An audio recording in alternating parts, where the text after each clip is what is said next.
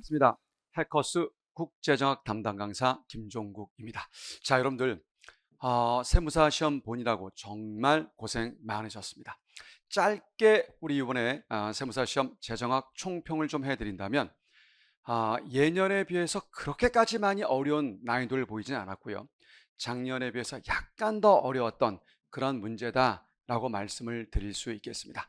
자, 여러분들 1번부터 40번 문항까지 똘똘 해설 강의 한번 임해 봅니다. 자, 첫 번째 문제 되겠습니다. 자, 바람직한 조세가 갖추어야 될 조건 옳지 않은 것은 당연히 공평성, 확실성, 편의성, 경제성, 당근이죠. 그런데 조세를 통한 재정 수입을 극대화하는 수입성의 원칙이다? 자, 그게 아니죠. 우리 경제 안정과 경제 성장을 추구하다 보면 가령 과열입니다. 그러면 세금을 좀 많이 징수해야 되겠죠. 가령 침체입니다. 세금을 덜 걷어야 되겠죠. 이런 식으로 신축성 있게 조정을 해야 되기 때문에 2번이 잘못된 선지라 정답 되겠습니다. 자, 우리 2번입니다. 조세 공평성 설명 옳은 것은, 자, 누진세는요, 2개 과세기간 이상의 평균 소득이 동일한 개인 사업자와 근로소득자 간의 수평적 공평성을 저해할 수 있다. 자, 여러분들 근로소득자 B라는 분이 계시는데 달달이 100씩 1년 동안 1200만 원을 벌어요. 자, 평균 얼마입니까? 100만 원이죠. 그런데 개인 사업자 A라는 분은 첫 달만 1200 벌고요. 나머지 달은 다 못 벌어요. 그래도 어쨌든 전체 연봉이 1200으로서 평균 한 달 얼마입니까? 100입니다. 자, 둘 다 평균 소득이 동일해요. 그런데 우리 1200을 벌기 때문에 누진세제가 적용되다 보면 세율이 높아질 수 있죠. 평균이 같음에도 이쪽이 세율이 높아지면 역시 수평적 공평성을 저해할 수 있기에 1번이 정답됩니다. 자, 2번은요. 편익 원칙에 따를 때 누진세가 도입되게 되면 편익의 소득 탄력도가 1보다 커야 공평하죠? 네, 틀렸습니다. 3번. 자, 우리 펠트스타인 교수에 따르면 납세 전후로 효용 수준의 순위가 변하지 않아야 바람직하다고 했죠? 자, 변하는 게 바람직하다? 틀렸습니다. 그 다음 수평적 공평성의 개선을 위해서 포괄적 소득세, 우리 포괄적 소득세는 경제적 능력의 순 증가분에 매기는 것이기 때문에 바람직하죠. 그런데 바람직하지 않다고 했으니 틀렸습니다. 그 다음 5번입니다. 자, 우리 소득세율의 누진성 강화는, 자, 우리 수직적 공평성은 많이 벌면 많이 내는 건데 오히려 누진성이 강화되게 되면 수직적 공평성을 더 높일 수 있죠. 저해라 했으니 틀렸습니다. 정답은 1번. 자, 3번 갑니다. 조세의 초과 부담에 관한 설명 옳지 않은 것은, 자, 여러분들 쌤의 작전 탄, 부, 손 작전이면 아주 깔끔하게 볼 수가 있죠. 자, 탄력적일수록 부담 우 뭐한다? 준다. 손실 오 낸다. 우리 손실은 초과 부담과 같은 말이기에 탄력도 크면 초과 부담 손실 커진다. 당근 맞습니다. 자, 2번 선지 보시면 세율이 높아지면 초과 부담 손실 높아진다. 세율의 제곱으로 늘죠? 맞아요. 그런데 조세 수입도 늘어난다? 자, 여러분들 세율이 상승하게 되면, 자, 거래량 감소할 텐데 이게 미미하면 세수 증가입니다. 하지만 세율이 상승했을 때 거래량 감소가 대폭이면 어떻습니까? 세수가 감소하기 때문에 이리적으로 말할 수가 없어요. 그래서 이거 불분명이라서 뭐했다? 틀린 거죠. 그래서 정답은 2번이 되고요. 4번 정액세 럼섬 텍스는 초과 부담 발생시키지 않죠. 그리고 완전 보완 관계는 대체 효과가 없기 때문에 초과 부담 발생시키지 않습니다. 자, 5번에 초과 부담을 정확히 측정하려면 대체 효과만을 반영한 보상 수요 곡선을 이용해야 합니다. 자, 다 맞고 2번 틀려 정답 되겠습니다. 자, 4번 갑니다. 단위당 일정액의 물품세를 부과할 때 조세 전가와 귀착에 관한 설명 옳은 것은 그렇습니다. 자, 여러분들 탄력적일수록 거래를 보다 빠르게 많이 줄이기 때문에 조세 수입은 감소하게 되죠. 증가 틀렸습니다. 그 다음, 자, 공급이 탄력적이면요. 자, 우리 탄부손 작전에 따라 탄력도 커지면 손실 어떻습니까? 커진다. 옳은 거 2번이네요. 자, 우리 3번은 앞에 나왔던 선지와 같은 건데요. 단위당 세액이 커지게 되면 정부의 조세 수입은 증가한다. 좀 전에 뭐라 풀이했습니까? 불분명하다. 즉, 커졌을 때 거래량 감소가 미미하면 조세 수입 증가지만 거래량 감소가 대폭이면 조세 수입 감소니까 불분명히 맞죠? 3번 틀렸습니다.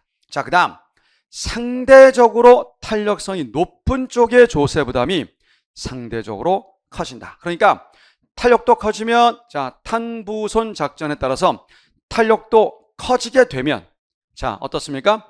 조세 부담 그랬죠? 작아지죠? 커지지 않습니다. 탄력도 커지면 부담은 줍니다. 틀렸고요. 그 다음 수요가 완전 비탄이면요. 자, 소비자가 완전 바보잖아요. 다 덤태기 쓰겠죠? 그러니까 소비자가 다 덤태기 쓰는 것이지 생산자 전부 덤태기 쓰는 게 아니니까 5번도 틀렸습니다. 자, 옳은 건 2번이 되겠습니다. 자, 우리 5번 갑니다. 자, 안 될 수 없죠? 우리 이제 조세를 부과했을 때 손실분 등등등을 묻는 전체적 문제가 되겠습니다. 자, 한번 풀어보겠습니다. 자, 먼저 수요 공급 함수가 각각 이래요. 자, 그랬을 때 단위당 10원의 물품세를 생산자한테 부과한다. 자, 설명의 편리에 따라 순서는 좀 바꿀게요. 먼저 2번, 3번 선지를 먼저 풀어봅니다. 먼저 물품세 부과 전의 균형가격 거래량은요.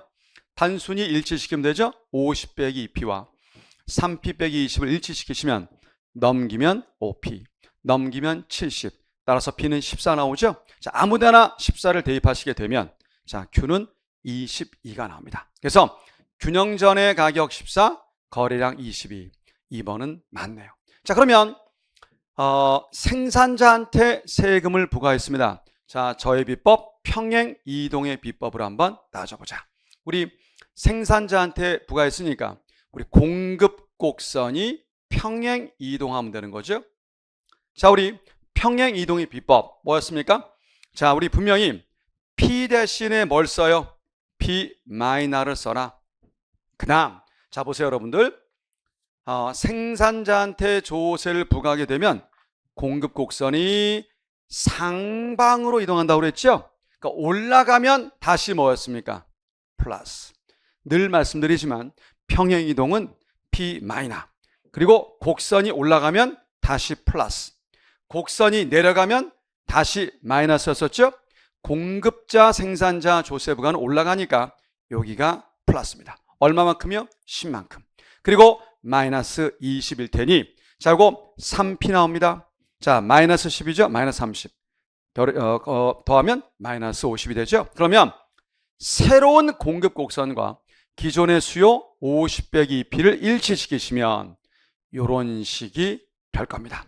자, 넘겨서 5P, 넘겨서 100입니다. 자, P는 20 나오죠? 그러면 이 P를 우리 바뀐 공급에 대입하시던 아니면 기존의 수요에 대입하시던 어느 쪽에 대입해도 얼마 나옵니까?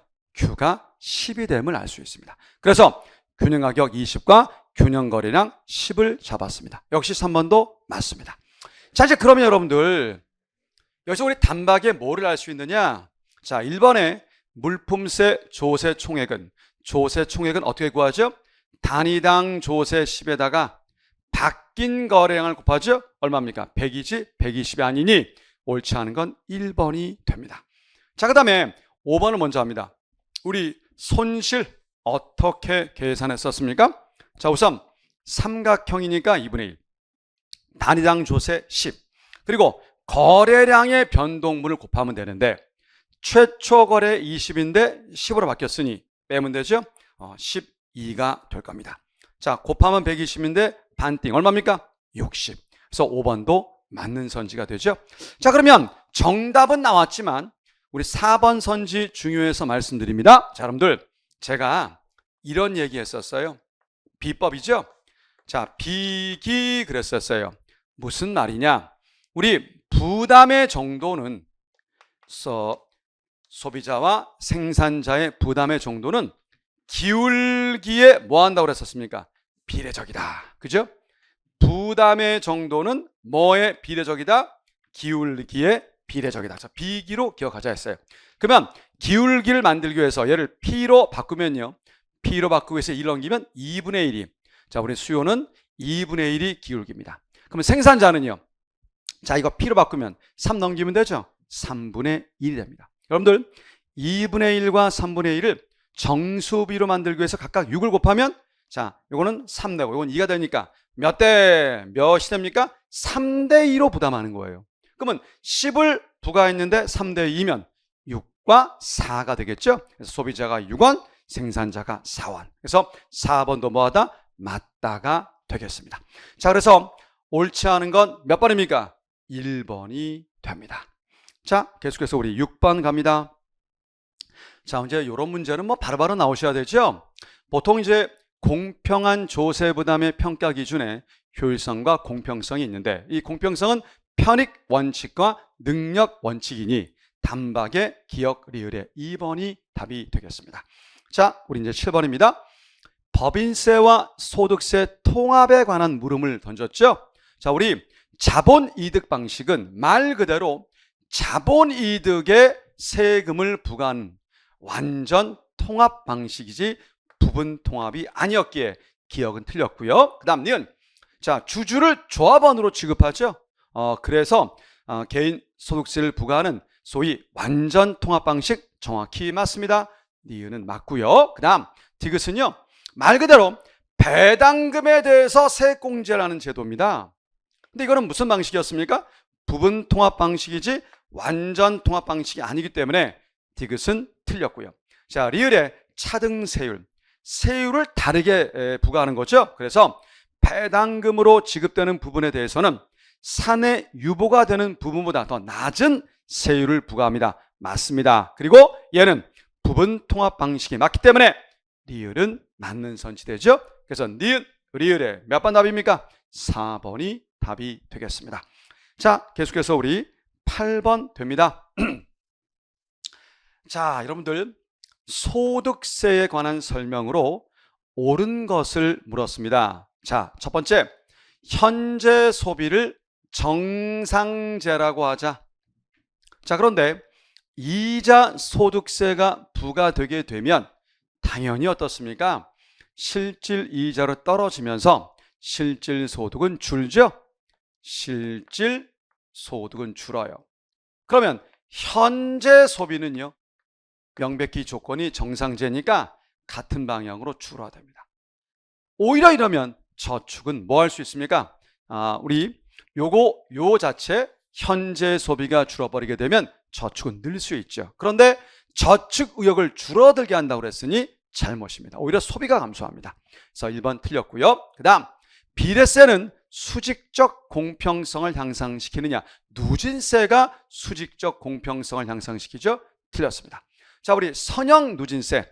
자, 우리 이미 이런 공부했습니다. 바로 선형 누진세인데 우리 평균 세율은 평균 원점 기울기죠? 점차 뭡니까? 늘고 있습니다. 자, 한계 접선 기울기죠? 요 직선의 접선은 모든 점이 요걸로 같죠? 따라서 분명히 평균 세율은 점차 올라가지만 한계 세율은 변하지 않는 것이 선형 누진세 속성이니 몇 번만 맞습니까? 3번만 맞습니다. 자, 우리 계속해서 4번 선지 볼게요. 자, 소득공제, 세액공제는 매번 나오죠? 우리 소득공제는 누가 더 유리했었습니까? 고소득이 유리하죠? 그런데 저소득이 유리하고 했으니 틀렸고요. 자, 세액공제는 전혀 한계 세율과 무관해요. 그래서 증가한다. 틀렸습니다. 그래서 모두 틀리고 몇 번만이 옳은 답이라고요? 3번만이 옳은 답이 됩니다. 자, 우리 계속해서 9번으로 가겠습니다. 자, 우리나라의 법인세와 부가가치세 설명 옳은 것은 그랬습니다. 자, 부가가치세는 조세 부담이 누진적이다. 우리 10%의 비례세죠?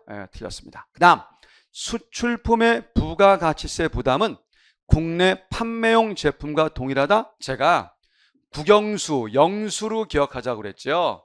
그래서 수주품은 영세율입니다. 2번도 틀렸습니다. 3번, 기업의 부채 비중을 높이는 것이 법인세 절감에 유리하다. 여러분들, 부채 비중을 높인다는 것은 그만큼 비용 처리를 많이 하는 거니까 결과적으로 세금을 덜 낼 수 있어서 법인세 절감에 유리합니다. 똘똘이 3번 답이고요. 그 다음 4번, 기업이 자본재 구입 시에 투자세 공제를 적용하면, 그러니까 투자하면 세공제를 받아요. 당연히 법인세 부담 줄죠. 세공제인데 증가가 아니라 감소합니다. 틀렸습니다. 5번, 법인세는 법인의 자산을 과세 대상으로 하는 것이 아니라 총수입에서 총비용을 뺀 각 사업용도 소득의 과세 대상이니 5번 역시 틀렸습니다. 정답은 3번이 되겠습니다. 그 다음 10번 갑니다. 하여튼 알링엠 샌드모 모형의 탈세 모형은 최근의 빈출이죠. 자, 1번, 불확실성하에 기대 효용 극대화 관점에서 탈세를 분석하고 있죠. 자, 뭘 가정했습니까? 절대 위험 깊이 체감의 특성을 가정합니다. 이게 무슨 뜻이었죠? 위험 깊이를 체감, 기피하지 않는다. 위험을 즐기는 겁니다. 따라서 소득이 증가하면 탈세를 늘려요. 비례적입니다. 이걸 가정한다 했었습니다. 자, 다 맞고요. 3번, 세율이 상승하게 되면 소득 효과와 대치 효과를 발생시켜서 탈루 소득을 더 크게 만든다라고 분석을 한다. 자, 우리 상단에 보시면 우리 세율이 올라가게 되면 대치 효과에 따르면 한계 편익이 늘면서 오히려 탈세를 더 많이 합니다. 그런데 소득 효과에 따르면 세율 올라가니까 실질소득 줄어요. 좀 전에 이걸 가정해서 같은 방향이라고 그랬죠? 그러니 줄면 탈세는 줄어야 됩니다. 따라서 대체 효과와 소득 효과가 반대 방향으로 나오기 때문에 정확하게 는다라고 할 수 없죠. 불분명이니까요. 그러니 3번이 틀려서 정답이 되겠습니다.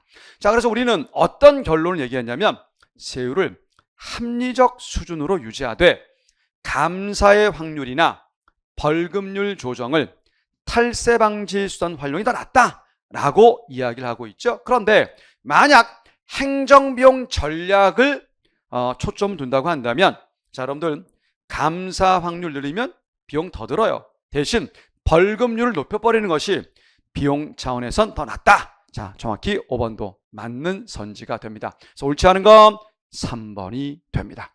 자, 우리 계속해서 11번 갈게요.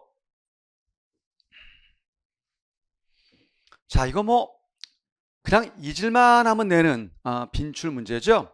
목적세 아닌 것은, 자, 우리 농어촌 특별세, 교통, 에너지, 환경세, 교육세는 국세로서의 목적세고요. 지방교육세와 지역자원시설세는 지방세로서의 목적세였었죠. 담배 소비세는 보통세입니다. 답은 1번. 자, 12번 가겠습니다. 안 낼 수 없죠. 자, 우리 시점 간 소비선택 모형을 이용하여 이자 소득세 부과가 개별 소비자에게 미치는 영향을 물었습니다. 이 문제에서 상당히 재미있는 것은요, 현재 미래소비 정상제, 네, 이건 좋은데 미래소득이 0이라고 줬어요. 그러면 현재 소득을 가지고 현재만이 아니라 미래도 소비를 하려면 뭘 해야 됩니까? 저축을 해야 되죠. 저축자라는 전제를 통과합니다. 자, 기억! 미래 소비로 표시한 현재 소비의 상대 가격 하락이냐. 자, 여러분들, 대체와 소득 효과를 유발할 텐데 이자 소득세를 부과하게 되면 실질 이자율이 다운되죠. 우리 이자는 현재 소비의 상대 가격이라 얘가 다운되면 얘 다운되죠. 그러니 기억은 맞습니다. 자, 그런데 얘가 다운되니까 당연히 싸니까 현재 소비를 늘리죠. 자, 여러분들, 우리 두기간 모형에서 요거 아세요? 자, C1, C2 이러한 예산선인데 실질 이자율이 줄게 되면, 자, 분명히 어떤 의미가 되느냐, 여기가 현재 소비의 상대 가격 기회비용인데 현재 소비 상대 가격 기회비용은 줄어요. 그러니 현재 소비는 늘죠. 그런데 반대로요, 미래 소비 기회비용은 오히려 뭐하고 있습니까? 커지고 있으니 당연히 미래 소비 줄입니다. 자, 현재 소비 늘린다는 말은 저축을 줄이는 거죠. 바로 대체 효과. 자, 우리 이왕 했으니까 소득 효과에 따르면 자, 세후 실질이자 떨어지니 실질 소득이 주는데 모두 정상자라 했으니 다 줄죠. 그래서 현재 소비 줄면 저축은 는다. 이런 식의 뭐가 생긴다? 소득 효과가 생긴다. 자, 니은. 자, 대체 효과 따르면 현재 소비 늘었죠. 저축은 감소. 정확히 맞습니다. 기억, 니은 다 맞고요. 그다음 자, 디귿. 소득 효과에 따르면 자, 현재 줄고요. 미래도 줄어요. 둘 다 감소. 맞네요. 디귿도 맞습니다. 그다음 실질 소득이 감소하게 되기 때문에 효용 수준은 감소한다. 사실 요 그림을 보셔도 아래로 내려오면서 확연히 효용 수준 떨어짐을 알 수가 있습니다. 따라서 전체적으로 모두 맞기 때문에 정답은 5번이 되겠습니다. 자, 계속해서 우리 13번이 됩니다. 자, 재밌습니다. 자, 우리 하루 T바.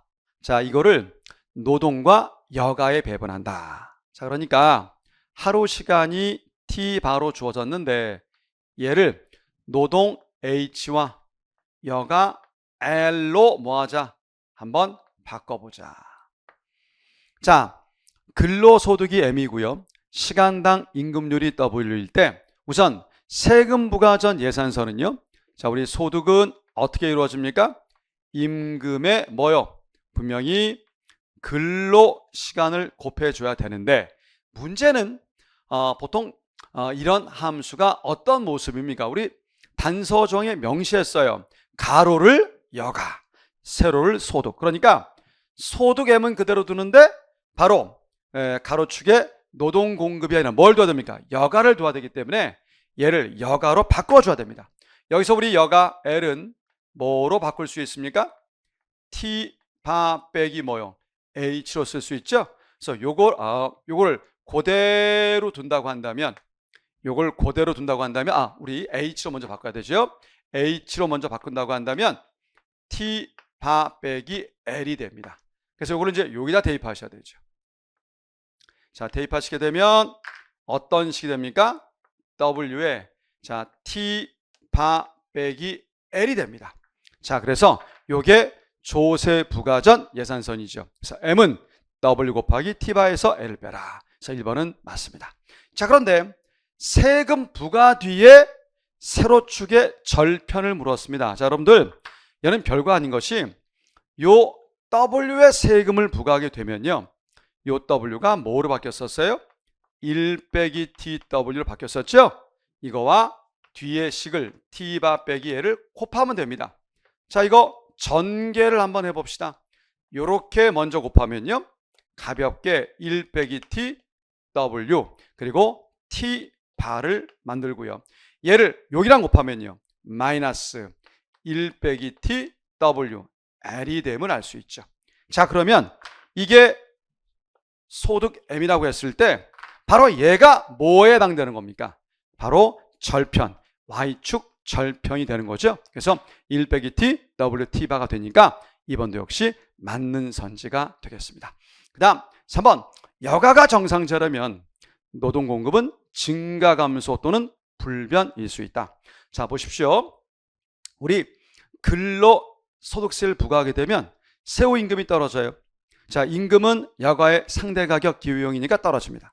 자, 그러면 얘가 싸지니까 여가 소비 늘어서 결국 노동 공급은 주는 쪽으로 효과가 나오죠. 자, 우리 소득 효과에 따르면 세금 부과하면 세후 임금 떨어지면서 실질 소득이 줄죠. 그런데 여가를 정상적으로 봤으니까 여가 소비도 줄어요. 그럼 노동 공급은 늘어야 됩니다. 그러니 두 개 값의 대소에 따라서 증가할 수도 있고 감소할 수도 있고 또는 불변일 수도 있죠. 3번 맞습니다. 자, 4번 갑니다. 자, 이번에는요. 여가가 정상제일 때 자, 따라서 얘와 얘를 지금 본 겁니다. 대체 효과가 소득 효과보다 클 경우 얘가 클 경우 노동 공급 뭡니까? 감소하고 있죠.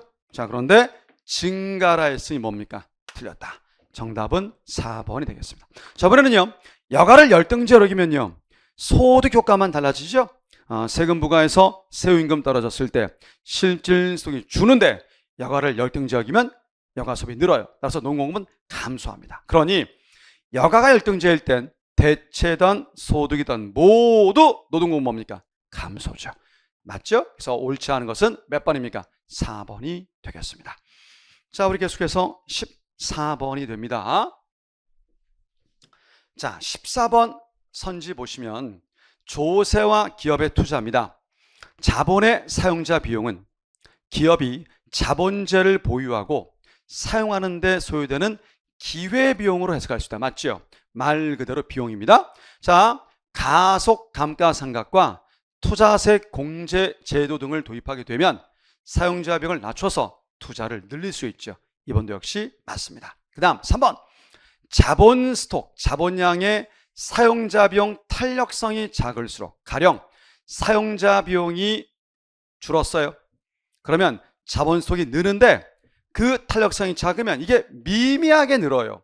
미미하게 느니까 조세 제도상 투자 유인책 효과는 작아지죠. 그래서 분명히 3번은 틀렸기에 정답이 되고요. 그 다음 세전 실질 수익률과 세후 실질 수익률이 같으면 한계 실효세율 공식에 따라서 분자값이 0이 되니 전체가 0이 됩니다. 맞습니다. 자, 5번입니다.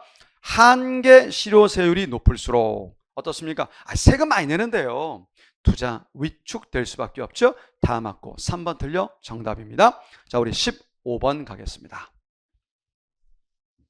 자, 보시면 정부 지출 증대를 위한 국채 발행이 경제에 미치는 영향으로 옳지 않은 것은 상당히 재밌습니다. 1번 통화주의자는 경기 침체보다 호경기 때 구축 효과가 더 크게 발생한다고 주장한다. 자, 여러분들 호경기 땐 시중에 좀 돈이 많아요. 그러면 국채를 발행했을 때 이걸 시중에서 소화를 많이 할 수 있어요.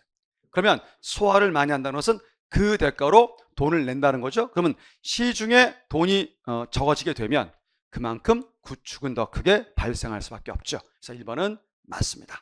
그 다음 2번 국채 발행으로 자 이자율이 상승하는데 이로 인해 자본 유입이 발생하면 자 여러분들 가령 달러 공급이 증가했다 칩시다. 달러 수요 공급 곡선 우리가 이제 환율이라고 했었을 때 이자율이 올라가면 이자 수입 누르고 자본이 유입돼서 달러 공급이 증가해요. 그러면 환율이 하락합니다. 자, 환율의 하락은 원화의 평가 절상이라고 하죠. 그런데 요걸 묶어서 흔히 어떻게 표현할 수 있느냐? 환율이 평가 절상된다라고 줄여서 말할 수 있어요. 그러니까 원래는 환율의 하락이 원화의 평가 절상인데 이걸 간략히 표시할 때 환율이 평가 절상된다라고 얘기할 수 있습니다. 그러면 원화 가치가 이제 높아졌으니까 수입이 증가합니다. 그럼 오히려 경상은 악화되지 개선되지 않지요.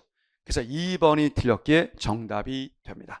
그 다음 3번 국채가 전액 시중에서 소화된다. 그러면 국채를 발행했을 때 전부 다 시중에서 산다는 겁니다. 그러면 그만큼 돈이 뭡니까? 모자라게 될 테니 민간 투자가 위축되는 구축이 발생한다라고 할 수 있다는 거죠.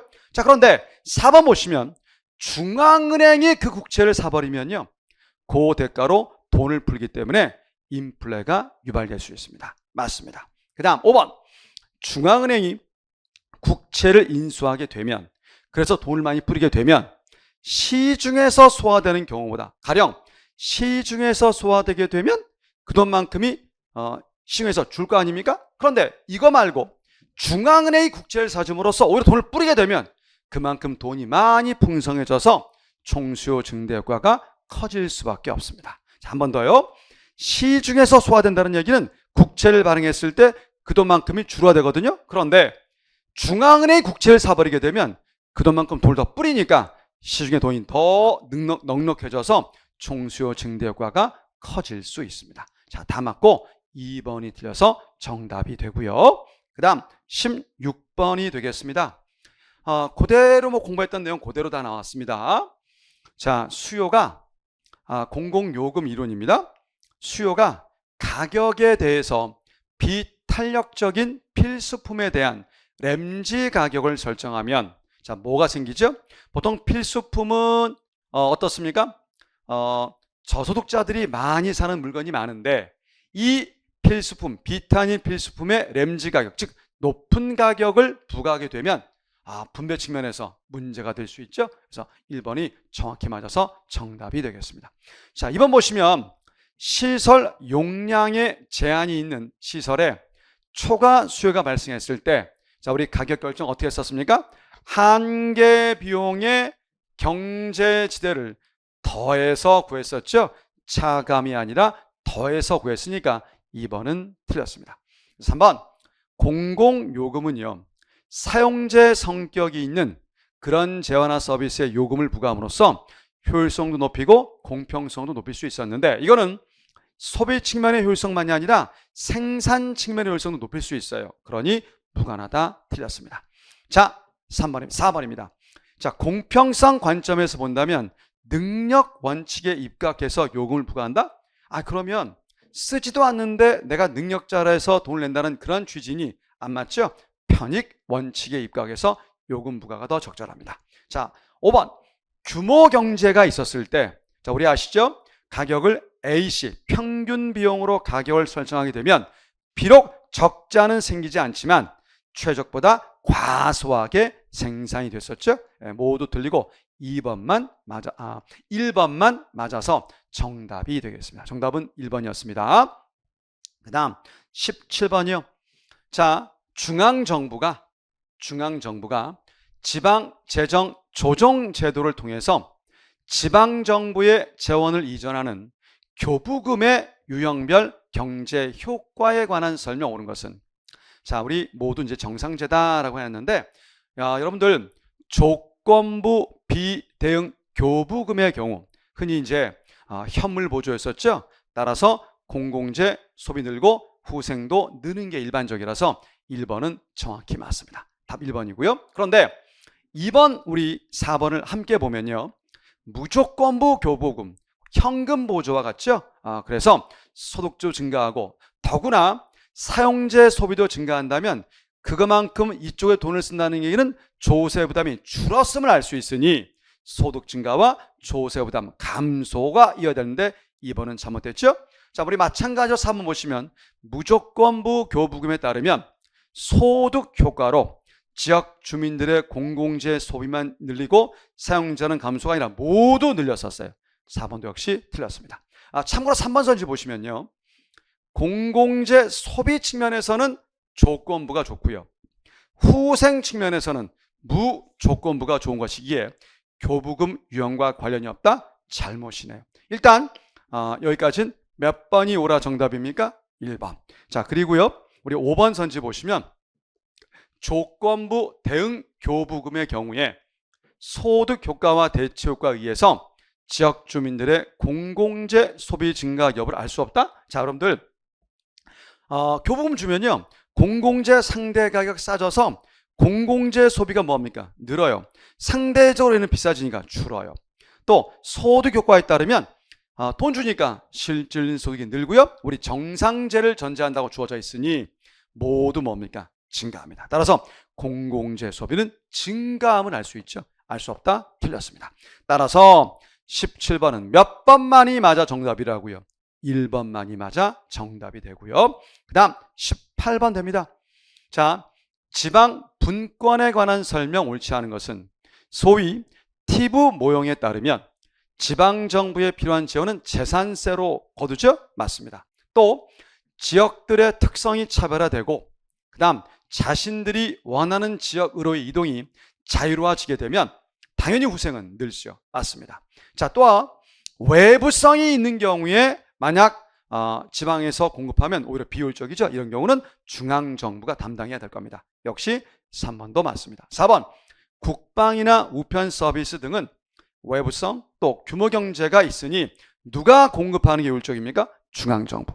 다 맞네요. 자, 우리 5번 보시면 지방정부가 보조금을 받아서 공공재를 공급하는 경우에는 그러니까 마치 보조금 받았는데 지방정부가 공급하다 보면 중앙은 별로 하는 일이 없네 라고 해서 중앙직관화 정도가 과대평가입니까? 과소평가 될 수 있습니까? 과소평가 될 수 있죠.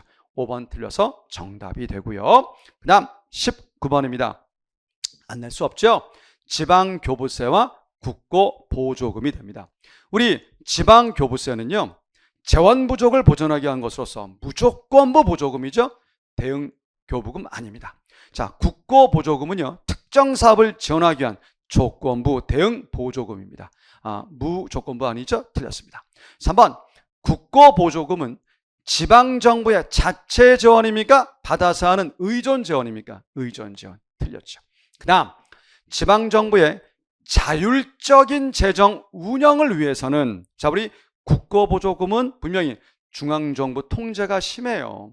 얘는 이제 무조건부 보조금으로서 흔히 목적 구속 금지 예외이기 때문에 어느 정도는 지방교부세가 더 뭡니까? 바람직하다. 자율적 운영을 위해서는요, 지방교부세가 바람직하죠. 이쪽은 중앙정부 통제가 심합니다. 그래서 4번이 맞아서 정답이고요. 자, 5번 지방교부세와 국고보조금은 지방정부의 재정자립도를 개선한다? 도와주는데, 의존적인데 개선할 수 없죠. 다 틀리고 4번만이 맞아서 정답이 되겠습니다. 자, 우리 계속해서 20번입니다. 자, 재정 이론에 관한 설명 옳지 않은 것은, 우리 중상주의 시대에는요, 정당성, 원천, 조세 수입과 관련된 논의가 중심이었고요. 자, 아담 스미스는요, 가격 기구에 의한 효율적 저항 배분이 가능하기 때문에 재정은 치안 국방으로 최소화하라. 당근이죠. 우리 박은호 우리 주장에 따르면 조세부가 재정 수입 확보 기능만이 아니라 누진세율 적용 등을 통해서 분배 불평등을 시행하는 사회 정책적 과세 원리를 강조했었죠. 박은호 사회 정책적 과세 원리 맞습니다.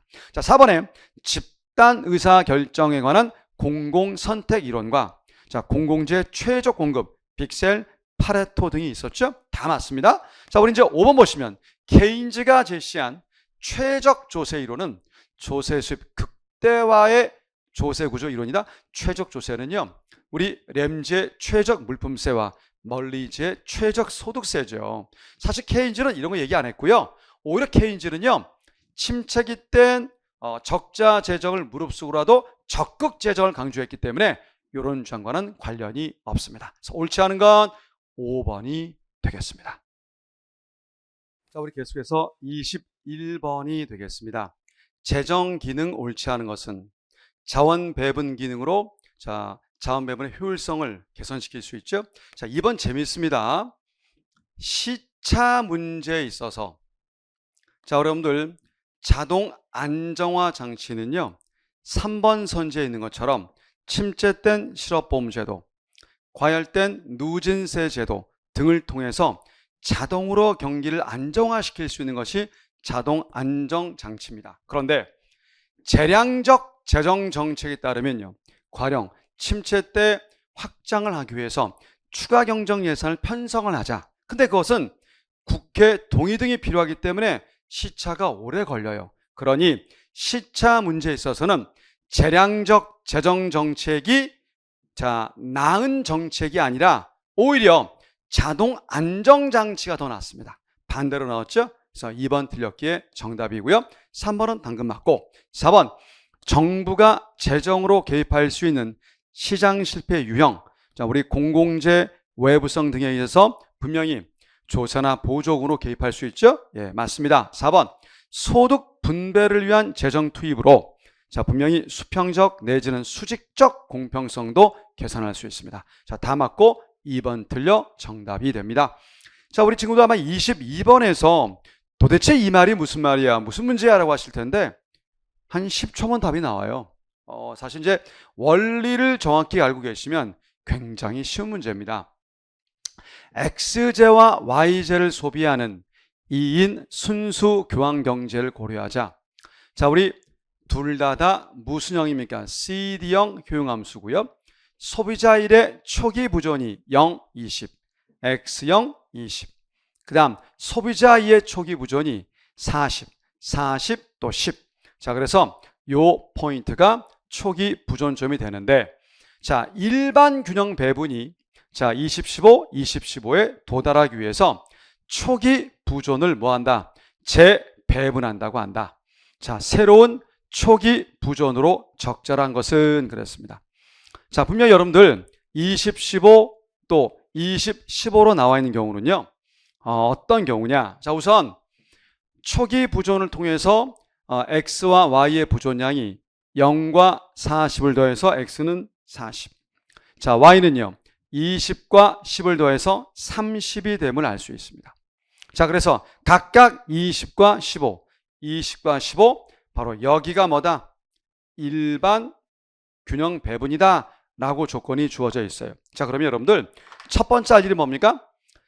우리 계약곡선을 한번 도출해 보겠습니다. 그런데 계약곡선은 두 사람의 무차별의 접선의 기울기 MRS가 같아야 되는데, 자, 둘 다 CD형입니다. CD형의 MRS XY는 자, X분의 Y입니다. 그럼 이게 1 소비자의 MRS고요. 그럼 2 소비자는 X가 40개였는데 앞에 X를 빼면 요거 되고요. 자, Y는 30개였는데 Y에서 빼면 요게 2 소비자의 Y양이 되죠. 그럼 요거 이제 크로스해서 곱해서 계산하면 Y는 4분의 3X가 됨으로써 바로 요 대각선이 뭐가 되는 겁니까? 요 대각선이 바로 계약곡선이 됩니다. 자, 그런데 문제는 뭐냐면 초기 부존을 재배분해서 얘가 되게끔 만들어 보자는 거예요. 그럼 뭐냐? 요 포인트는 두 사람의 뭐예요? 무차별 곡선이 서로 뭐하는 점이어야 됩니까? 접하는 점이어야 되거든요. 자, 그런데 이 정가운데 있을 때는요, 요 계약곡선과 정확하게 대칭적으로 요렇게 그림을 그렸을 때 서로 대칭적인 요 차원 라인에 있으면 뭐가 되는 겁니까? 1이 올 수가 있어요. 그러니까 이 1의 우리 누가요? 무차별이 이렇고 2의 무차별이 이랬을 때 요 안에 있으면 1이 올 수가 있는 거예요. 따라서 요 식을 한번 세워보시면 됩니다. 자, 요 식 어떻습니까? 자, 요거 기울기예요. 40분의 30 마이너스 4분의 3x. 요걸 y 절편으로 취급하면 30. 요 식 선상에 초기 부존이 있으면 1이 올 수가 있습니다. 따라서 대입을 한번 해보겠습니다. 자, 우리 16 대입해 보세요. 자, 4, 4, 16이죠. 4, 3, 12 빼면 얼마입니까? 18. 이제 24를 대입해 보겠습니다. 얼마입니까? 6이죠. 3, 6, 18 빼면 12. 단박에 4번이에요. 다른 건 없습니다. 그래서 우리 좀 더 상세히 풀이는 향후 상세 풀이 과정 속에서 설명드리겠지만 이렇게 보시면 가볍게 정답은 4번이 나옴을 알 수 있겠습니다. 자, 우리 23번 갑니다. 이것도 재밌었어요. 생산 가능 곡선 상의 한 점에서 자, 거기에 있으니까 당연히 생산의 파레토 효율성을 얻을 수 있고요. 그 다음 한계 대체율이 둘 다 2로 같으니까 소비 측면의 파레토 효율성도 얻을 수 있습니다. 그런데 우리 종합 측면의 파레토 효율성은 MRSXY와 MRTXY가 같으면 되는데 현재 MRSXY는 2고요. MRTXY는 1이에요. 바로 이렇게 크기가 주어졌습니다. 이건 어떻게 합니까? X를 더 많이 생산해서 소비하면 두 개가 같아질 수 있죠. 그러니 지금은 파레토 효율성은 아닙니다. 따라서 종합적인 파레토 개선이 가능한 영역이지 절대 현재가 파레토 효율성이 아니기 때문에 디귿도 맞는 선지가 됩니다. 그래서 기억, 니은, 디귿의 몇 번 답입니까? 5번이 답입니다. 자, 그 다음 24번 갑니다. 자, 얘도 언뜻 어려워 보이지만 굉장히 쉬운 문제예요, 여러분들. 자, 여러분들 아십니다. 현금 보조하고요, 현물 보조를 한번 비교 한번 해볼게요. 현금 보조와 우리 현물 보조를 한번 비교해보자. 자, 그러면 두 개를 비교할 때 후생 수준은 현금이 크거나 또는 같을 수 있죠. 자, 따라서 요거만 하시면 금방 풀어요. 상품권을 받을 때 현물입니다. 반드시 돈 없습니까? 높은 경우는 없어요. 2번, 현금 받으면 반드시 돈 없습니까? 같을 수도 있죠? 틀렸습니다. 가격이 달라지면 다른 조건 일정할 때 상품권 받을 때 더 높은 효용이다? 자, 분명히 현금이 더 높지 얘가 더 높을 수 없어요. 같을 수는 있지만 다 틀렸습니다. 자, 이제 우리 4번을 볼게요. 우리 한번 예산선을 한번 다 만들어 보겠습니다. 자, 소득 60이에요. X가 2입니다. X 최대 구입량 30. 자, 그 다음 Y 최대 구입량 20.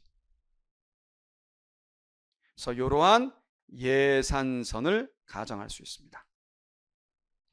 자, 그런데 뭐라 했냐면 Y제만 5단위를 살 수 있는 상품권을 받을 때, 자, 그럼 어떻습니까? 자, 분명히 모든 포인트에서 위로 5씩 올라가면 돼요. 그래서 이게 현물 보조의 예산선이 되는 거죠. 그러면 같은 크기의 현금은요, 같은 폭만큼 그대로 평행 이동하면 됩니다. 이게 현금 보조 때 예산선이 되는 겁니다. 자, 그러면 MRS 30과 5, 30과 5 바로 여기 꺾이는 포인트 여기네요. 자, 여기에서 MRS가 1이다. 참 재밌는 것은요, 예산선 기울기 얘 얼마입니까? 자, PY분의 PX니까 3분의 2죠? 1이 안 돼요. 얘도 3분의 2 동일합니다. 자, 그런데 MRS가 1이니까 얘보다 커요. 그러려면 무차별이 이렇게 가파르게 그려져야 더 커져요. 자, 그렇다면 현물 보조일 땐 여기에요.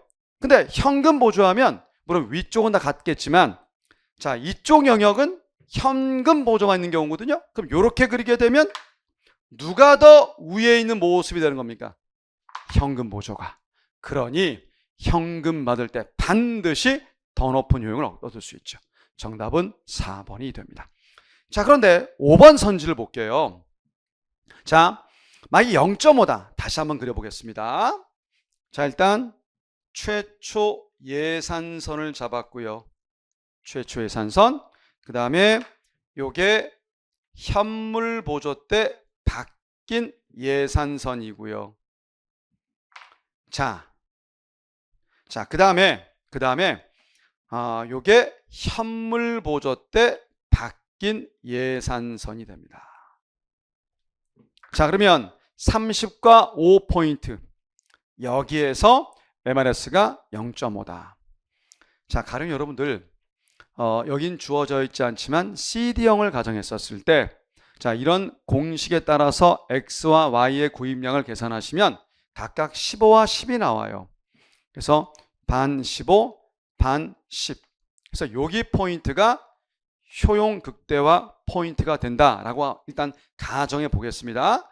그러면 이러한 현물이나 현금 보조를 하게 되면 같은 패턴이라면 이런 정도로 올라오기 때문에 사실 현금이나 현물이나 효용이 뭐 할 수 있습니까? 같을 수 있거든요. 자, 그런데 현재 30과 5포인트 때 MRS는 0.5, 2분의 1입니다. 자, 분명히 원래 예산선 기울기 PY분의 PX 3분의 2니까 얘는 원래 3분의 2였어요. 얘도 3분의 2였었죠. 그런데 이 포인트의 MRS가 2분의 1이니까 더 작아요. 그래서 완만하게 뭘 해야 됩니까? 완만하게 그리셔야 됩니다. 자, 그렇다고 한다면 여기에서 지금 MRS가 이렇게 구했을 때 상품권 현물 보조가 반드시 더 높은 용이냐? 사실은 볼 것도 없이요, 현물 보조가 더 높을 수조차도 없는데, 저 보세요. 여기와 여기서 똑같이 이루어진다고 한다면 서로 효용이 뭡니까? 같을지언정 현물이 높아지는 경우는 없어요. 자, 따라서 5번 선지를 보시게 되면 상품권으로 받은 현물 보조 때 현금보다 더 높아진다? 자, 그렇게 얘기할 수 없죠. 같을 수는 있어요. 하지만 뭐다? 더 높을 수는 없습니다. 자, 따라서 오로지 맞는 선지 몇 번입니까? 4번이 되겠습니다. 자, 우리 25번 갈게요. 자, 역선택 문제를 완화시키는 방안으로 옳지 않은 것은 우선 CCTV를 통해서 감시한다. 도덕적 해이 분명히 막는 거죠. 그래서 이거는 도덕적 해이지 역선택이 아니니까 정답은 1번이고요. 그 다음 2번 회사가 대학 졸업장을 요구합니다. 선별이죠. 역선택 맞는 방법 중에 선별이 됩니다. 그 다음 모든 차량에 대해서 자동차 책임을 강제로 가입시키면 이것도 역시 역선택 막을 수 있고요. 그 다음 4번 신규 채용 지원자가 자격증 획득을 알려줍니다. 이거 정보 있는 쪽이 알려주는 거 뭡니까? 신호 발송이죠. 그 다음 5번 중고차 거래 판매자가 자기가 알고 있는 품질 보증을 줍니다. 역시 신호 발송입니다. 그래서 2, 3, 4, 5는 모두 역선택 완화 방안이지만 1번은 도덕적 해이 막는 방법이죠. 그래서 옳지 않은 건 1번이 되겠습니다. 그 다음 26번입니다. 공공재 주어져 있고요. MC 60 주어졌습니다. 효율적 공공재 조달을 위한 부담은 간단히 풀면 되죠. 수직합을 통해서 50과 40도에서 90 나오고요. Q와 3분의 Q는 더하면 3분의 5Q. 이게 이제 60이 된다. 넘겨서 30 나오고요. 그 다음 3분의 5Q가 되면 요거 소거돼서 얼마입니까? 6이니까 Q는 18이 됩니다. 자, 가격은요 다 대입하면 되죠. 여기다가 18을 대입하면 얼마입니까? 32. 18을 대입하면 6이냐? 6이 12. 자, 12 빼면 28. 몇 번 답입니까? 2번이 답이 되겠습니다. 자, 우리 계속해서 27번입니다.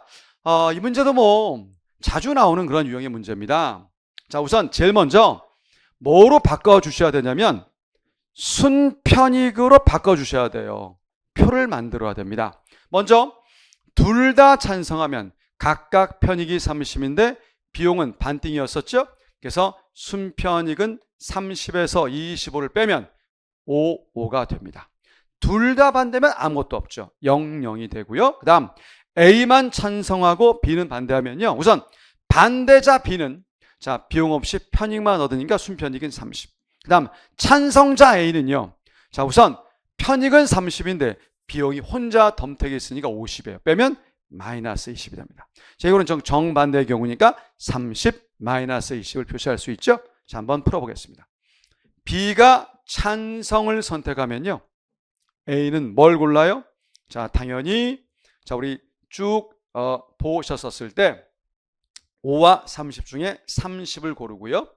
그 다음 반대를 B가 선택하면 0을 골라요. 이제 그러면 반대로요. A가 찬성을 선택하면 B는요. 30이죠. A가 반대를 선택하면 역시 0을 고릅니다. 따라서 둘 다 우월 전략이 있고 우월 전략 균형도 있는데 모두 뭡니까? 반대입니다. 우리 내시도 반대죠. 그런데 1번 찬성이 우월 전략 균형이냐? 틀렸죠? 찬성이 우월 전략 균형은 아니지만 내시다. 아닙니다. 반대가 우월 전략 균형이자 내시죠? 틀렸습니다. 그 다음 3번. 이런 일이 왜 생길까요? 왜 반대가 바로 이 균형이 될까요? 바로 무임승차 심리 때문이죠. 그래서 무임승차 문제 때문에 결국 내시나 우월 전략 균형은 모두 반대가 되는 것이지 존재하지 않는다. 틀렸습니다. 이 문제는 치킨 게임으로 누군가 한 사람만 찬성하는 것이 내시 균형이다. 아니죠? 모두 반대입니다. 틀렸습니다. 그래서 옳은 건 이제 5번인데 서로 반대가 유일한 내시 균형이 됐었습니다. 그 다음 28번 갈게요. 이것도 되게 좋은 문제죠. 작년에도 냈던 문제죠. 공도세 방식에 따라서 다수결 3개에 대한 A, B, C 중 하나를 선택하라. 너무너무 쉬워요. 우선 얘부터 보면요. 제가 뭐라 했어요? 얘는 하나씩 있으니까 얘는 고민하지 마세요. 얘는요. C가 2개나 있죠? C가 1순위입니다. 그리고 2순위는 A죠. 나머지 누굴 골라요? B. 그러면 누가 승자가 되는 겁니까? 사례 2는 C가 승자가 됩니다. 사례 1은요. 우리 두 번째 나에서는 A, B, C 다 있으니까 이거 제외예요. 얘만 고릅니다. 누가 제일 많아요? B가. 그럼 B가 1등. 그리고 그 다음 누굽니까? C. 마지막 누가 꼴등이에요? A. 그래서 승자는 B가 됩니다. 그래서 사례 1은 B, 사례 2는 C. 아주 가벼워요. 그러니 모두 선택되니까 투표 목표 욕설은 전혀 나타나지 않습니다. 자, 그래서 정답은 5번이 되고요. 자, 29번이 되겠습니다. 외부성이 있는 시장에서 사적 한계 편익은 이렇다. 외부 한계 편익은 이렇다. 사적 한계 비용이 PMC가 Q. 자, 과소 생산 문제 해결하기 위해서 생산자한테 단위당 S의 보조금을 지급한다면 그게 얼마냐? 자, 여러분들 늘 말씀을 드립니다. 한번 그려볼게요. P와 Q가 있고요. 자, 우선 사적 한계 비용이 자, PMC로 나왔는데 Q라고 줬어요. 자, 사적 한계 편익 PMB가 자, 150 빼기 Q로 주어졌습니다.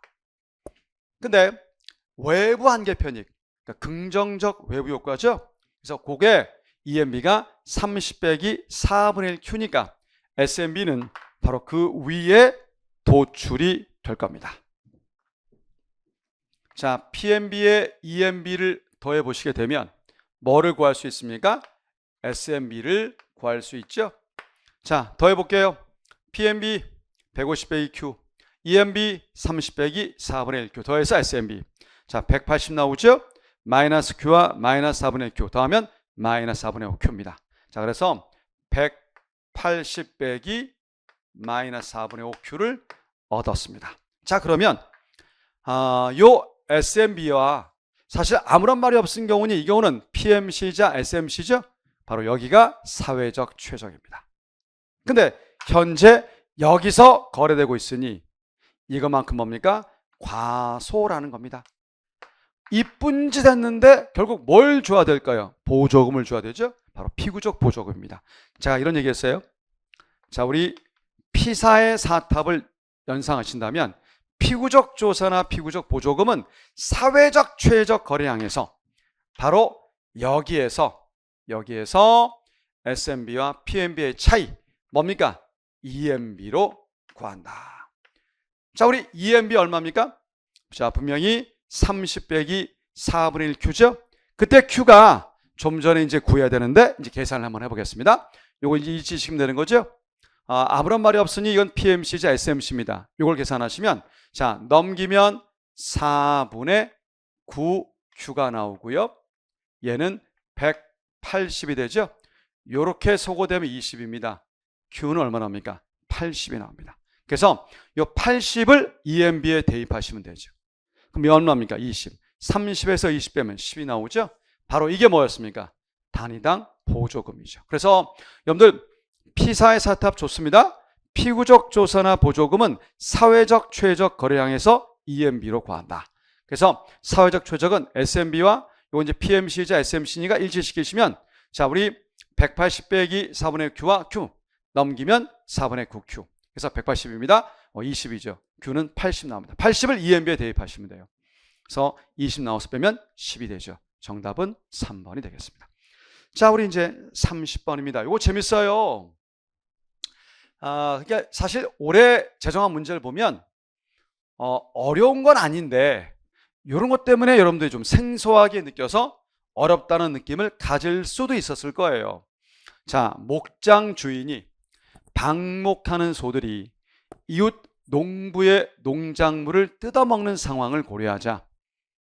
자, 지금 목장 쪽 주인이 있고요.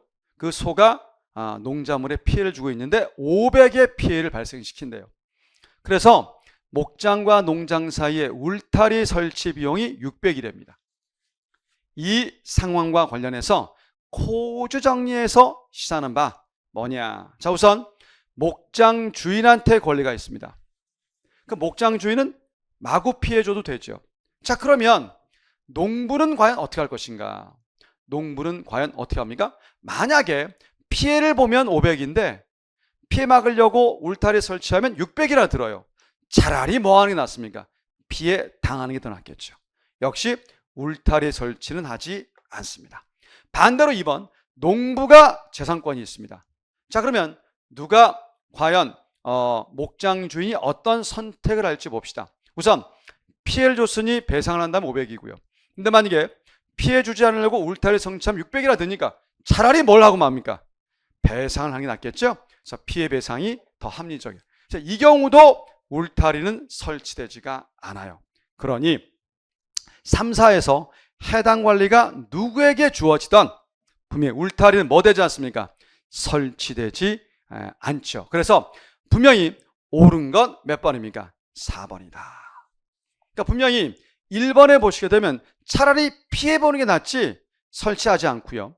2번, 농부가 재산권이 있으면 그냥 피해 보상하는 게 낫지 울타리 설치하지 않거든요. 그래서 어느 경우도 설치하지 않으니까 맞는 건 4번이 됩니다. 그런데 5번 보시면 농부에게 재산권이 있어요. 바로 2번과 같은 사례네요. 그러면 목장 주인은 농부에게 500만 원 피해 보상 그럼 돼요. 근데 뭘 또 울타리까지 설치합니까? 피해 보상만 하면 되는 거지. 그래서 틀렸죠. 그래서 옳은 건 몇 번뿐이다? 4번뿐이다. 자, 우리 31번을 가겠습니다. 사회 ABC는 모두 두 사람으로 구성되어 있다. 개인 1의 소득이 개인 2의 소득의 4배다. 이런 경우는요, 그냥 소득 1의 소득은 1이라고 가정하고요. 그 다음에 우리 1의 소득이 2의 소득의 4배니까 2의 소득을 1로 하고요. 그 다음에 2의 소득을 4로 잡아볼게요.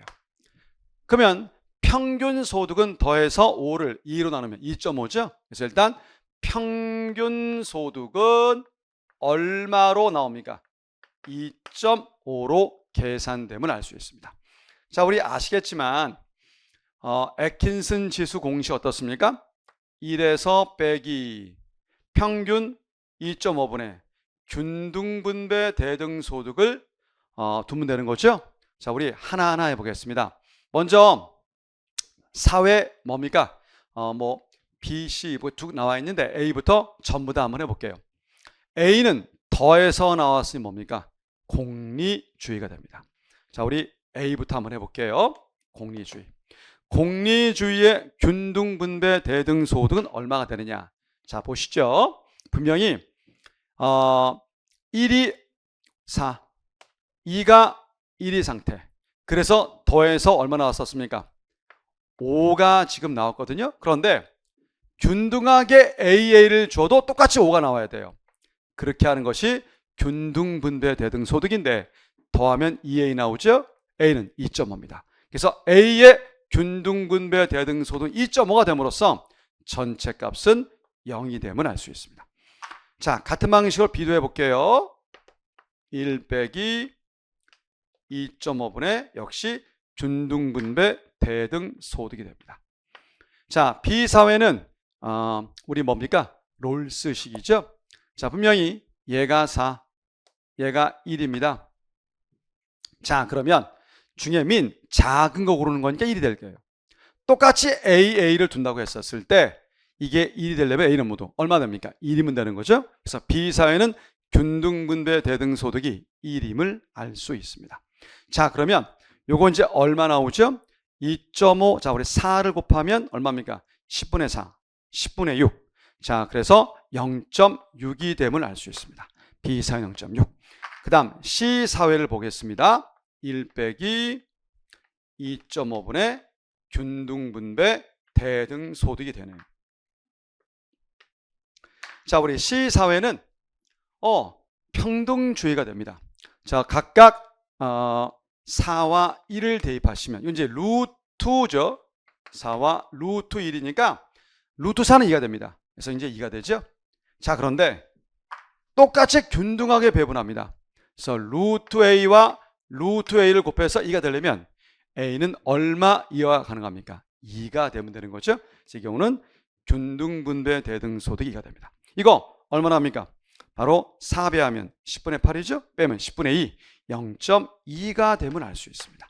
자, 따라서 전체 한번 계산해 보면요. 1번 사회 B의 애킨슨 지수는 사회 A보다 높다. 높죠? 맞습니다. 2번 자, 사회 C의 애킨슨 지수는 A보다 역시 높아요. 맞습니다. 3번 사회 B의 애킨슨은 C보다 높다. 맞습니다. 4번 균등분배 대등소득은 사회 C가 가장 크다. 자, 균등분배 대등소득 2, 1, 2.5. 누가 제일 커요? A가 제일 크죠? 4번 틀렸습니다. 그 다음 애킨슨 지수로 판단할 때 가장 불균등한 분배. 자, 여러분들 0과 1 사이에 애킨슨 지수가 있을 수 있는데, 자, 분명히 1로 커질수록 불평등입니다. 큰 값이 불평등이죠. 누굽니까? 바로 B입니다. 그래서 5번도 맞죠? 그래서 옳지 않은 건 몇 번 뿐입니까? 4번 뿐이 되겠습니다. 자, 우리 32번. 좀 전에 이제 31번 했죠? 32번 가겠습니다.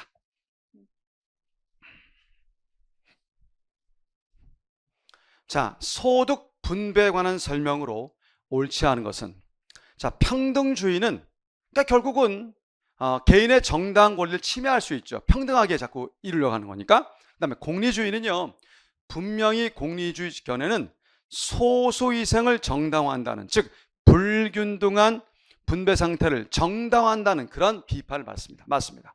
자, 우리 3번 굉장히 낯설 거예요.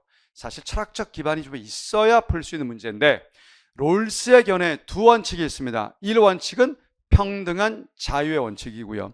2원칙이 공정기회균등과 차등의 원칙인데, 이 차등이 뭐냐? 최소 수혜자 극대화의 방법, 최소 극대화의 원칙이거든요. 그런데 이 원칙은 1원칙보다 뒷순입니다. 다시 말해서 다른 사람들의 자유와 양립할 수 있는 한에서의 자유에 대한 동등한 권리가 최소 극대화 원칙보다 뭐다? 우선시된다. 자, 다른 사람들의 자유와 양립할 수 있는 한에서의 자유에 대한 동등한 권리, 바로 평등한 자유를 말하는 거예요. 얘가 최소 극대화 원리 이 원칙보다 뭐다? 우선시 됩니다. 정확히 맞는 선제. 처음 봤죠? 3번은 맞습니다. 그 다음 4번입니다. 러너의 동등 환율 가정에 따르면 사람들의 효용함수가 서로 달라도 균등분배가 최적이다. 무슨 말이냐? 특정 효용함수를 가질 확률만 동일하다면 효용함수가 달라도 균등분배가 최적이라고 하는 것이 러너의 동등 확률이죠. 맞습니다. 4번 노직. 제가 우스갯소리로 부정한다고 그랬잖아요. 노직은요, 균등분배 실현된다면 절차 정당성은 무시될 수 있다. 싫어합니다.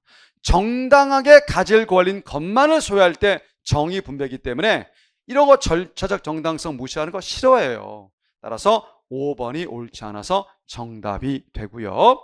자, 33번 하겠습니다. 자, 애킨슨 지수에 관한 설명 옳지 않은 것은, 자, 0과 1 사이 값 중에 0과 1 사이 값 중에 0으로 작을수록 평등, 1에 가까우면 불평등이죠? 맞습니다. 자, 5번을 먼저 볼게요.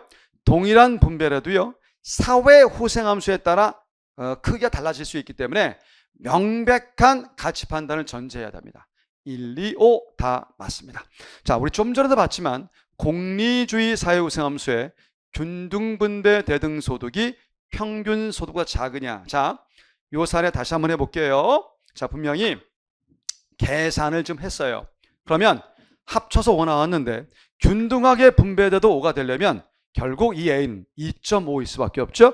평균소득과 동일합니다. 3번 작다. 틀렸죠? 정답 3번이고요. 그 다음 소득 분배가 완전히 균등하다면 0을 의미하는데요. 그러면 애킨슨 지수 우리 1 빼기 평균소득분의 균등분배 대등소득인데 이게 0이면 되거든요. 이게 0이려면 바로 이 두 값이 뭐하면 됩니까? 같으면 되죠. 그래서 4번도 맞습니다. 자, 옳지 않은 것은 3번 뿐입니다. 자, 34번 볼게요. 자, 정부가 저소득층을 위해서 다양한 유형의 보조금을 지원할 수 있다. 자, 쉽게 풉시다. 정책 목표가 해당 현물의 소비 증대. 이게 목적이라면 누구 짱입니까? 현물 보조 짱이죠. 자, 기억은 맞습니다. 근데 만약에 수혜자 입장의 선호를 존중한다면, 자, 현물 보조보다 현금이 짱이죠? 당연합니다. 기억력 맞고요. 근데 더 높은 행정 및 운영 비용이 발생한다. 자, 어느 경우냐? 현물 보조가 그렇죠. 왜냐하면 물건을 구입한 다음에 다시 나눠줘야 되기 때문에 더 번거로워요. 그래서 운영 비용이나 높은 행정 비용은 현금 보조가 아니라 현물 보조입니다. 이것은 틀렸습니다. 자, 가격 보조는요, 상대 가격의 구조를 변동시키죠. 비효율성을 낳습니다. 리을 맞고요. 현금 보조의 최대 단점, 부정수급과 바람직하지 않은 상품의 오남용이 생길 수 있죠. 그래서 리을, 미음 다 맞아서 정답은 4번이 되겠습니다. 자, 우리 35번이 되겠습니다. 근로장려세제 옳은 것은, 자, 얘는요, 무소득자 생계 안정과 근로유인 제공을 위한 제도이냐, 특히 이제 기초생활보장제도 수혜 대상이 되는 그게 아니고요, 반드시 근로장려입니다. 근로소득자를 대상으로 하죠. 1번은 틀렸습니다. 그 다음, 가구 구성원에 관계없이 동일한 지원 혜택을 운영하느냐. 자, 점증 구간은 점점 증가, 평탄은 일정, 점감은 감소죠. 틀렸습니다. 자, 그래서 기초생활보장제도와 같은 공공구조 프로그램보다 오히려 이쪽이 근로의욕 촉진에 더 효과 크죠. 정답은 3번이고요. 그 다음, 근로소득이 증감에 따라 근로장려금이 감소하는 점감 구간에서는, 자, 우리 아시겠지만 점감 구간에서는, 자, 대체든 소득이든 모두 뭡니까? 노동공급 감소였습니다. 그래서 자, 점감 구간에서 대체 효과는 감소지 증가 아니죠? 틀렸습니다. 그 다음, 암묵적 한계 세율이 0인관, 소위 평탄 구간이죠? 대체 효과가 크다? 자, 분명히 평탄 구간은요, 대체 효과 없이 오히려 소득 효과만 있고, 그러면 노동 공급을 줄이죠. 그래서 대체 효과가 소득 효과보다 크다, 그게 아니고, 자, 평탄 구간은 소득 효과만 있어요. 그래서 노동 공급을 감소시키게 됩니다. 자, 5번도 역시 틀렸습니다. 자, 옳은 건 오로지 3번 뿐입니다. 자, 36번이 되겠습니다. 자, 우리 부의 소득세제 안 나올 수 없죠? 우리 설명의 편리성 때문에 디귿을 먼저 할게요. 세율을 올리면요, 조세 수입이 늘어요. 자, 그랬었을 때 M이 뭡니까? 기초 수당이 오르면 소득 재분배가 될 수 있으니, 자, 소득 재분배 효과는 한계 세율이 낮을수록 커지는 게 아니라 높을수록이죠. 틀렸습니다.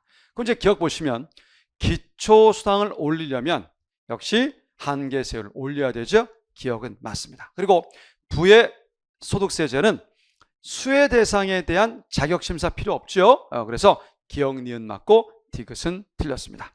자, 우리 리을 보시면 한계 세율이 높아지면, 세율 높아지면 근로욕 떨어지죠. 기억은 당연하고요. 그 다음, 자, 여가를 정상제로 여겼을 때 소득 대체 효과를 한번 확인해 보자.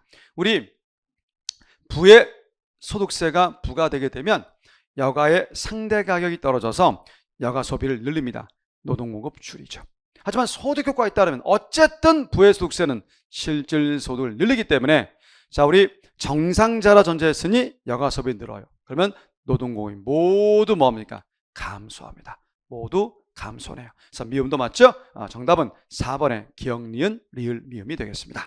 자, 37번입니다. 국민연금제도예요. 자, 이거 민간보험조의 역선택을 어느 정도 해서 할 수 있죠? 그 다음, 적립 방식은요, 납부한 보험료를 수령하기 때문에 세대 간 공평성 문제를 발생시키지 않습니다. 옳지 않은 건 2번이고요. 그 다음, 자산 대체 효과. 국민연금을 저축 대신에 하는 거라 여기면 저축 감소죠. 하지만 은퇴 효과에 따르면 저축을 더 늘리게 되어 있습니다. 그러면 자산 대체 효과가 은퇴 효과보다 작다? 그럼 요리가 하는 거죠. 개인 저축이 증가합니다. 3번은 맞습니다. 자, 국민연금에 대한 소득 효과는 실질 소득이 늘죠.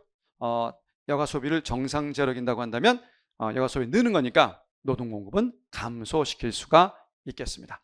자, 그 다음, 세대 내 재분배 문제는 재원 조달 방식과 무관하다. 사실 이거는 근무 연한, 은퇴 시기 차이 등의 문제지 조달 방식과는 무관합니다. 자, 다 맞고요. 2번만 틀려서 정답이 되겠습니다. 자, 38번입니다. 우리나라 국민건강보험제도가 있습니다.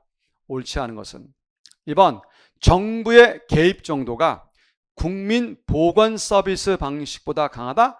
국민보건서비스 방식은요, 국가 책임 아래 일반 조세로 재원을 마련하고 무상 서비스가 있기 때문에 오히려 개입 정도는 국민보건서비스가 강하죠. 그래서 국민건강보험제도가 강한 게 아니라 이 방식이 강하니까 1번은 잘못해서 정답이 되고요. 그 다음 공동보험을 하게 되면 어쨌든 도덕적 해이를 부분 제거할 수가 있습니다. 또 강제시키면 자, 우리 역선택을 어느 정도 해소할 수 있고요. 넓은 의미에서는 사회보험 방식이죠. 자, 그 다음에 우리 의료비 지출, 세액 공제하는 거죠. 공평성과 관련이 됩니다. 자, 다 맞고 간단히 1번이 틀려 정답이 됩니다. 자, 우리 39번 가겠습니다. 정부 지출에 관한 설명으로 옳지 않은 것은 그랬습니다. 보험을 효과에 따르면 정부가 생산 공급하는 서비스 생산 비용이 상대적으로 빠르게 증가해서 정부 지출이 늘어나게 된다. 사실 정부 쪽은 생산성이 낮은데도 민간이 올라가니까 이걸 따라 올라가다 보니 상대적으로 빠르게 증가해서 정부 지출이 는다고 하죠. 바로 보험을 효과입니다. 맞습니다. 피코크와 와이즈만에 따르면 사회적 혼란기에 정부 지출의 증가를 용인하는데 이걸 뭐라 했습니까? 전위 효과가 있었죠? 맞습니다. 3번 보시면 경기 침체 등으로 민간의 한계 소비 성향이 줄어들게 되면 자, 여러분들 정부 지출 승수는 1 빼기 10분의 1인데요. 자, 한계 소비 성향 C가 줄면요. 자, 빼는 값이 줄면 전체 값이 늘죠? 분모가 늘면 이 전체 승수는 줄어들게 됩니다. 3번 역시 정확히 맞습니다. 자, 그 다음 4번. 자, 민간의 한계 소비 성향이 1보다 작은 경우. 자, 정부 지출 승수는 1 빼기 10분의 1인데요. 자, 보세요. 요 C 값이 1보다 작으면 자, 분명히 가령 2분의 1이다. 빼면 2분의 1. 2가 돼요. 다시 말해서 어떻습니까? 정부 지출을 늘리면 국민의 소득 증가분이 정부 지출 증가보다 더 커지죠. 따라서 승수 효과가 강하게 발생할 수 있습니다. 4번 역시 맞습니다. 자, 5번 브란 잭슨의 중위 투표자 공공서비스에 대한 소탄이 크게 되면 정부 지출이 증가한다. 자, 이거 리바이어던 가설 아무 관계 없죠.